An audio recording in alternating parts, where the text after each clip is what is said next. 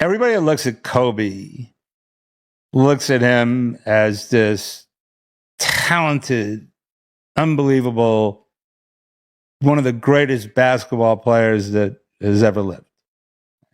And I get that. Mm-hmm. Mm-hmm. But if you looked at Kobe through my eyes, okay, you don't actually see that. Like if you didn't know him, you didn't work with him, you didn't know any of this can't vote, stuff. Okay. So what I saw was he big? Yeah, compared to me, he was big, but by NBA standards, he wasn't that big. Right. Okay. Was he quick? Yeah. Yeah. Was he fast? Yeah. But by NBA standards, could he jump?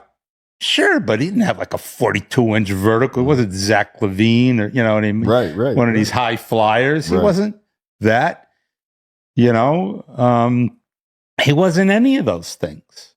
Okay. So what was there about him that he ends up with 5 rings and more talented or gifted, maybe talent's not the right word, gifted players have none. Okay?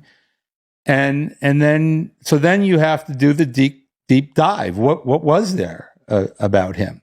So let's start with work ethic. Off the chart. A lot of guys work hard. Okay? A lot of guys work hard. And Kobe worked as hard or harder than anybody, but it was also a little bit different in the sense that a lot of guys can work hard. Not everybody works smart. Okay? He was really, Kobe's an extremely intelligent guy. Extremely intelligent guy. Everything about him was calculated, almost choreographed. Okay? Before he went out there, because he learned from not only his mistakes of others. Okay? He would watch. He would prepare. Okay? I don't think he ever went into anything unprepared. Okay? Yeah. Like he might have known the opposition's offense better than they knew it. Okay? They probably had guys on the team that probably didn't know some options that he knew. Okay? He was that. So everything he did was not just hard work, but really smart. Okay? Tougher than anybody, literally tougher than anybody I've ever known. And once again, taking the can't and won't out of his lexicon and putting it can and will. Little known fact, he told me that he got waterboarded because he wanted to see what the big deal was. He was hanging out with some Navy SEALs, and he got what waterboarding is when they were waterboarding. Yeah, when Guantanamo, after 9/11, they were waterboarding the prisoners. So they put like a towel over they lay you down, they tie you down, and then they pour water like you're drowning. Right. Yeah. He let them do that to him. Who does so his that? Choice by choice. By choice. No. Okay. No. Is he trying to build a tolerance? Yeah, well, it was like a mental exercise for him. Okay, he knew he wasn't going to drown. He knew that none of those guys drowned that they did that to. Okay, so can you handle it or not? Okay, we're on the plane. To me, this is because I believed him. So the movie Saw? Yeah. So I had never heard of 1, it. 2, 3, 4. Yeah. Well, I don't remember it might have been 1 because I had never heard of it. And he's got the disc. He comes running back to my seat. And he gets to me, goes, I could do it. I know I could do it. And he handed it to me and he walked away. That was it. I had no idea what he was talking about. Well, I popped the DVD in and I'm watching this sick ass movie, right? and I'm sure everybody knows what it is by now, but it's a guy that he kind of the basis of it that I think he's going to die, and he's like pissed off that these other people that are healthy are like these miserable people. So he's going to teach them a lesson, okay, about how you should be grateful for your health, which is kind of a lesson that's in the book, but unrelated to Saw. Right. Okay. And so what he does is he captures them and like he'll put them in a room. And for instance, they'll be chained at the ankle. And the only thing in the room will be a hacksaw. So you got to like saw your foot off. Yeah. All right. And if you do, then he'll let you live. Okay. Otherwise you die. Okay. So, but this episode was called the reverse bear trap. Okay. So you know what a bear trap is. You step in it and the thing. Yep. So this is the reverse bear trap. Okay. So, he gets you and he drugs you and then you wake up in the situation.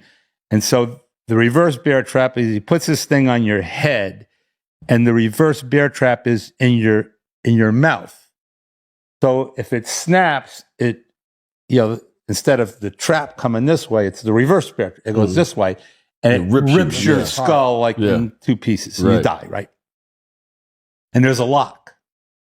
And the key to the lock has been surgically embedded behind your eyeball. So the only thing when you get in there is this thing's on your head, and there's a video of like an X-ray of, your skull, that you can see the key. Yeah. And, telling you this is what, if you want to live, this is what you got to do. And the only thing you're left with is a scalpel.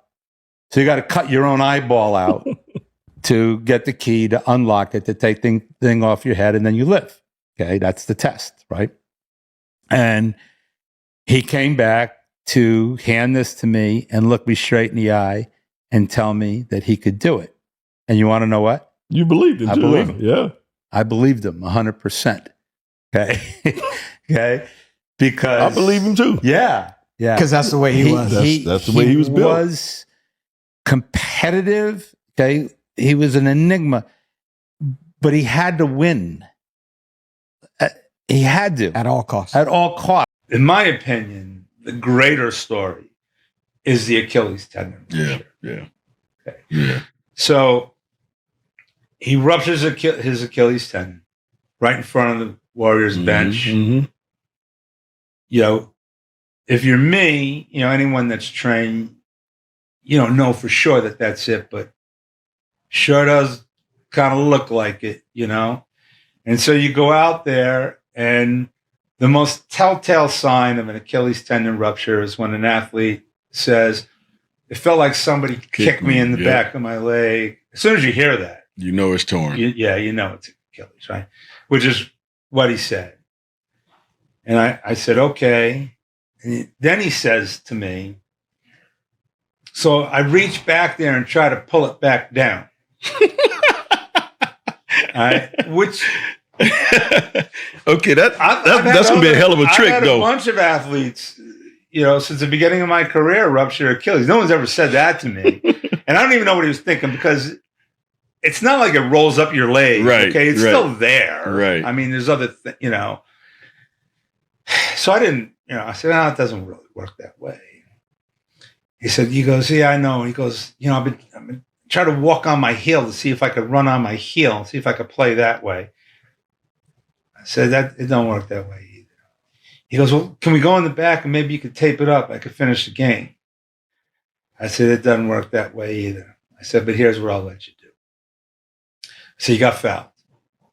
So there's 2 free throws coming. If you don't shoot them, then Mark Jackson is going to pick somebody on our bench, worst free throw shooter, to come out and shoot these free throws. And we're trying to make the playoffs. So we're still trying to win the game. Right. Feel for the kid, but we're still have a game, playing. Okay. I said, I'll let you, shoot the free throws. He's going to tear the other one standing there. I mean, he's already torn it. So I said, I'll let you shoot the free throws. I said, I'm going to tell coach, I'm going to tell Mark Jackson, I'm going to tell the official. After the second free throw, make or miss, we're going to foul. And then we'll get you out of the game and we'll bring you back and then we'll take another look. I said, but it's up to you if you want to shoot. I'm shooting them. Okay. What I didn't anticipate, because we were sort of at the scorer's table talking about this, about halfway between both benches. Before I knew it, he was walking towards our bench, towards you, okay, to discuss whatever it is you guys were going to discuss in the huddle. Okay?